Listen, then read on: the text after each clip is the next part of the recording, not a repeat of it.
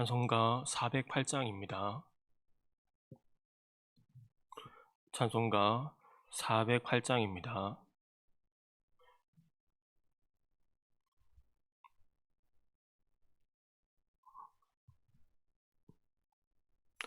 나 어느 곳에 있든지 늘 마음이 편하다. 주 예수 주신 평안함 늘 충만하도다. 나의 마음속이 늘 평안해. 나의 마음속이 늘 평안해. 악한 죄 파도가 많으나 마음이 늘 평안해. 내 마음에 솟는 영생수 한없이 흐르니 목마름 다시 없으며 늘 평안하도다. 나의 마음속이 늘 평안해. 나의 마음속이 늘 평안해. 악한 죄 파도가 많으나 마음이 늘 평안해. 참 되신 주의 사랑을 형언치 못하네. 그 사랑 내 맘 여시고 소망을 주셨네. 나의 마음속이 늘 평안해.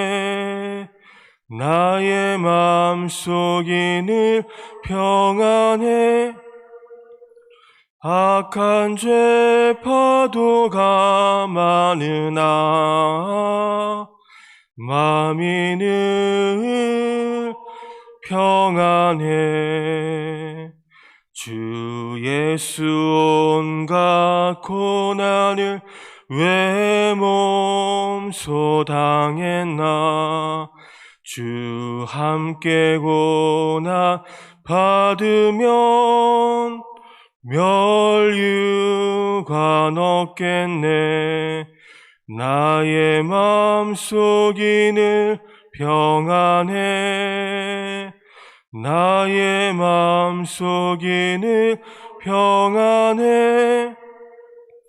악한 죄 파도가 많으나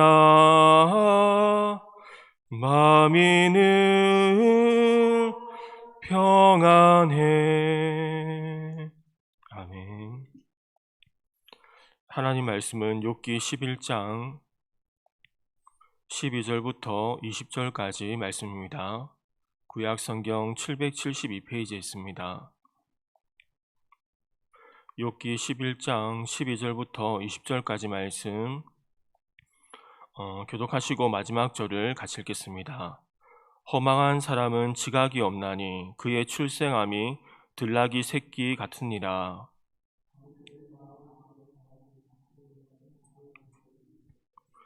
내 손에 죄악이 있거든 멀리 버리라. 불의가 내 장막에 있지 못하게 하라.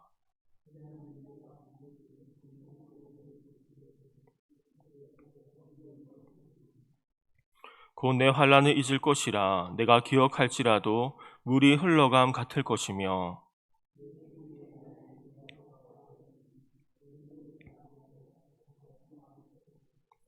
내가 희망이 있으므로 안전할 것이며 두루 살펴보고 평안히 쉬리라.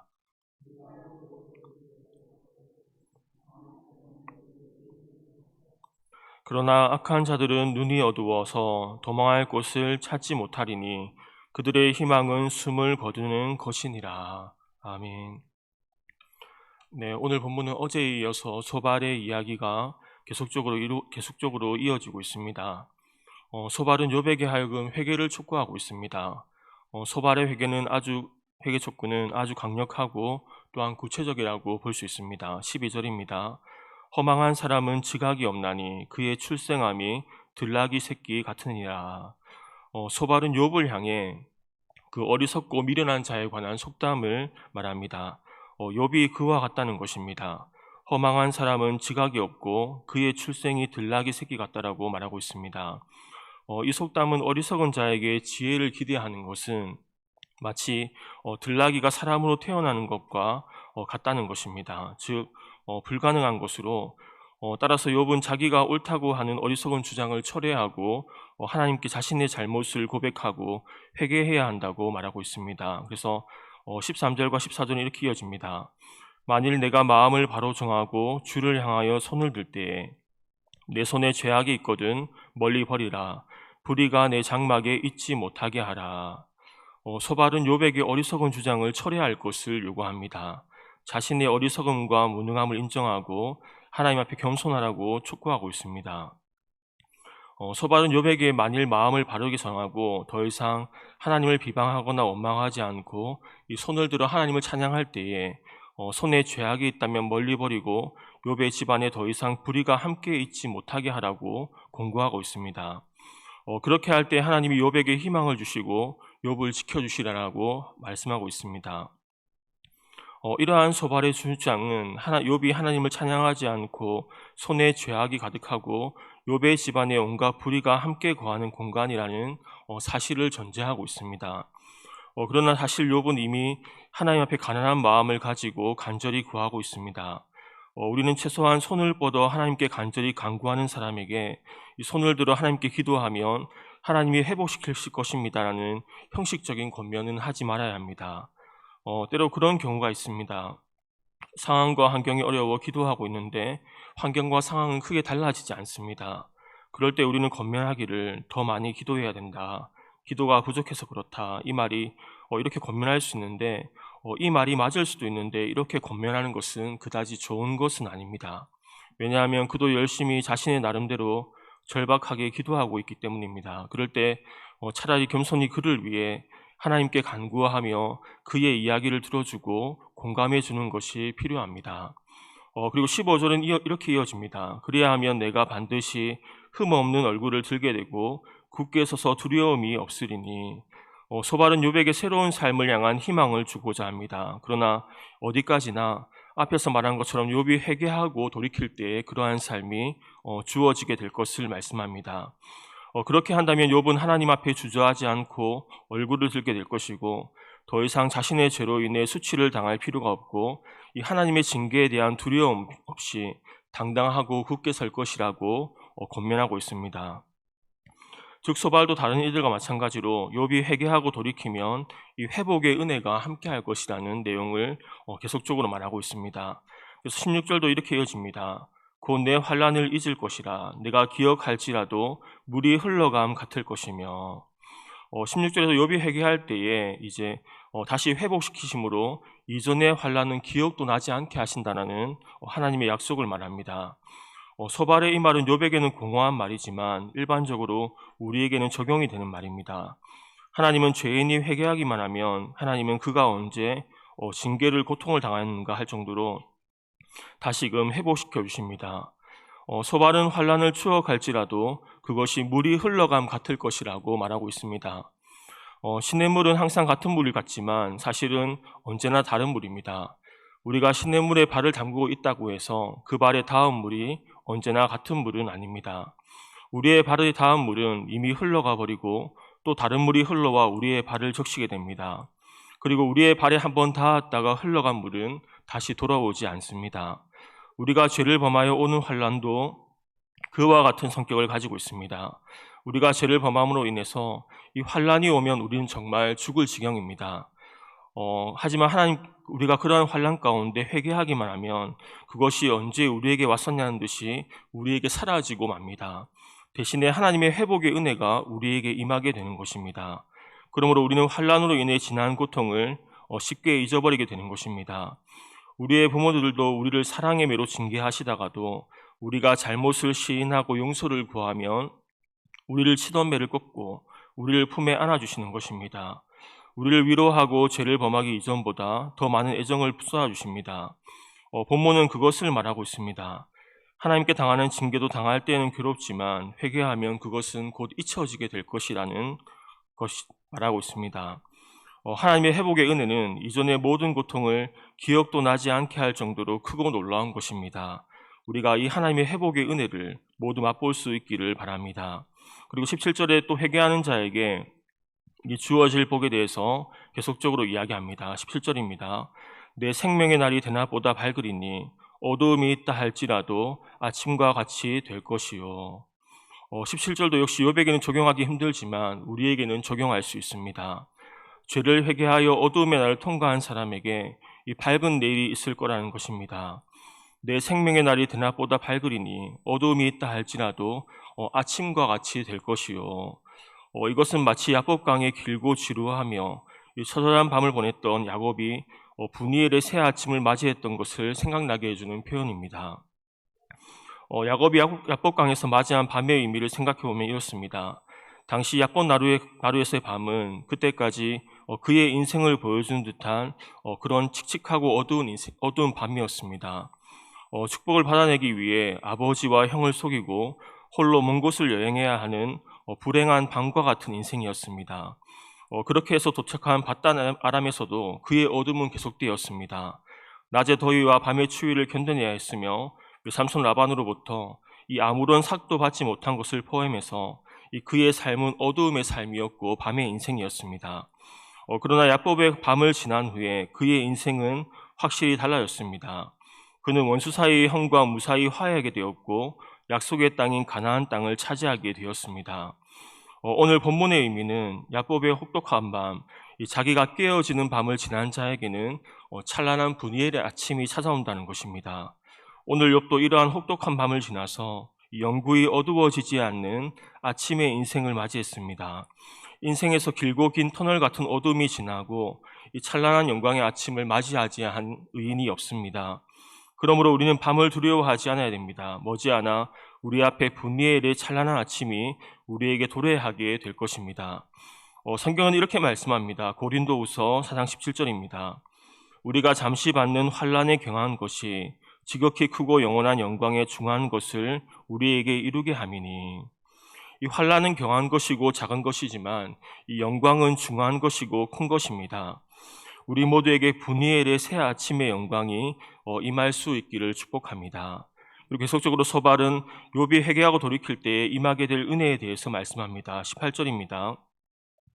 내가 희망이 있으므로 안전할 것이며 두루 살펴보고 평안히 쉬리라. 욥은 불행한 운명 속에서 하나님께 탄식하고 있으며 또한 친구들에게도 좋지 않은 마음을 가지고 있습니다. 친구들이 욥의 입장에 서기보다 그를 책망하고 비난했기 때문입니다. 그래서 욥은 자신에게 어떠한 희망도 남아있지 않음을 토로했습니다. 그런데 소발은 절망 속에서 죽음만을 기다린 욥을 향해 희망을 이야기하고 있습니다.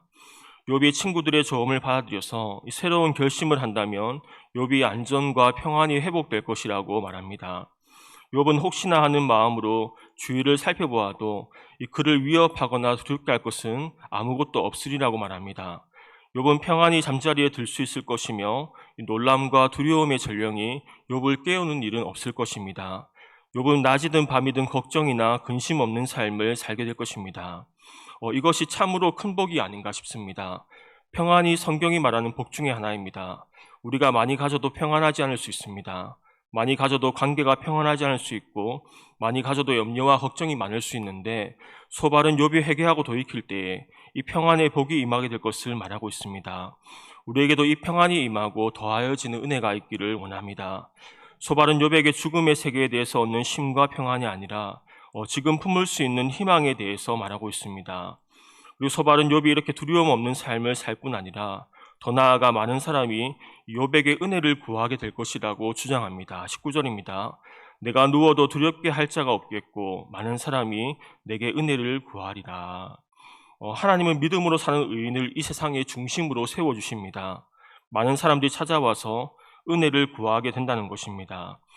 성경에서 그 대표적인 예가 이삭인데 당시 이삭은 그랄이라는 지역에 머물면서 아주 큰 부자가 되었습니다. 그랄 사람들은 이삭에 대해서 그래서 좋지 않은 마음을 가지고 있었습니다. 때문에 이삭이 판 우물마다 이 자기들의 것이라고 우기면서 빼앗아 갔습니다. 이삭은 이에 양보의 양보를 거듭했는데, 하지만 놀랍게도 그때마다 하나님의 은혜로 이삭은 새로운 우물을 팔 수 있었습니다. 그리고 이후에 그랄의 왕이었던 아비멜렉이 직접 찾아와서 이삭에게 언약을 맺기를 간청합니다. 왜 그가 이러한 언약을 맺자고 했냐면, 창세기 26장 29절을 보면 너는 우리를 해하지 말라. 이는 우리가 너를 범하지 아니하고 선한 일만 내게 행하여 내가 평안히 가게 하였음이니라. 이제 너는 여호와께 복을 받은 자니라. 너는 여호와께 복을 받은 자니라. 이 한마디가 모든 것을 말해줍니다. 하나님께서 이삭에게 복의 복을 더해 주신 결과 이 이방인이었던 아비멜렉이 하나님께서 이삭과 함께하고 계심을 보았던 것입니다. 이삭을 계속 괴롭히기만 하던 이방인도 그를 함부로 건드렸다가는 큰일이 나겠다라고 생각한 것입니다. 이것이 정말 중요한데, 우리가 정말로 하나님 앞에 바르게 서기만 한다면 하나님께서는 우리로 세상 사람들로 하여금 함부로 여기지 못하게 하시고 세상 가운데도 중심이 되게 하는 은혜를 주십니다. 본문의 19절처럼 많은 사람들이 은혜를 구하러 오는 것입니다. 하나님은 우리를 세상의 중심으로 세우시기를 원하십니다. 그리하여 우리를 통해 하나님의 영광을 드러내기 원하시는데, 초대교회 성도들의 경우도 주변 사람들에게 하나님의 영광이 비치게 하셔서 그들은 칭찬과 존경을 얻게 되었습니다. 소발은 이러한 은혜에 대해서 말합니다. 욥이 회개하고 돌이키면 이 세상의 사람들도 욥에게 은혜를 구하러 온다는 것입니다. 그러나 소발의 말처럼 욥은 그러한 것을 이미 많이 경험했습니다. 왜냐하면 욥기 4장을 보면 이미 욥의 격려와 조언을 통해 약하고 힘겨워하는 많은 사람들을 일으켜 세웠던 사람이기 때문입니다. 그리고 마지막 20절에 소발은 욥이 회개하고 돌이키지 않는다면 영적인 눈이 어두워져 그에게 희망이 없음을 말하므로 오늘 본문은 끝이 납니다. 욥기를 통해서 우리가 반드시 기억해야 할 것은 이 모든 고난이 죄로 말미암은 것은 아니라는 것입니다. 하나님은 당신의 뜻하신 목적이 있어서 이 의로운 자들에게도 이 고난을 허락하시기도 하시는 분이라는 것을 기억해야 됩니다. 그러나 오늘 소발의 지식이 크게 잘못된 것이라고는 할 수 없습니다. 그러나 소발의 신앙 지식이 욥에게 온유함을 더하고 사랑을 더하여 주지는 못했습니다. 소발의 신앙 지식은 그의 마음을 온유하게는 만들지 못했습니다. 우리는 우리가 가진 신앙 지식이 우리를 얼마나 더 겸손하게 만들었고 또 우리를 얼마나 더 사랑의 사람을 만드는지를 보아야 됩니다. 왜냐하면 하나님의 마음은 긍휼이기 때문입니다. 소발이 정말 하나님과 친밀했다면 욥을 보며 깊은 긍휼의 마음을 느꼈을 것입니다. 이런 말이 있었습니다. 지식도 옳아야 하지만 마음과 태도도 옳아야 그 지식이 온전해진다는 것이었습니다. 우리의 신앙 지식이 영적인 성숙이라고 생각하지 않고 우리의 신앙 지식이 예수님을 닮아가는 그런 살아있는 지식이 될 수 있기를 바랍니다. 오늘 소발의 말은 욥에게 적용되지 않지만 하나님을 늘 구함으로써 그 놀라운 회복의 은혜가 사랑하는 교회와 성도님들의 삶 가운데 함께 하시기를 주님의 이름으로 축원합니다. 기도하겠습니다.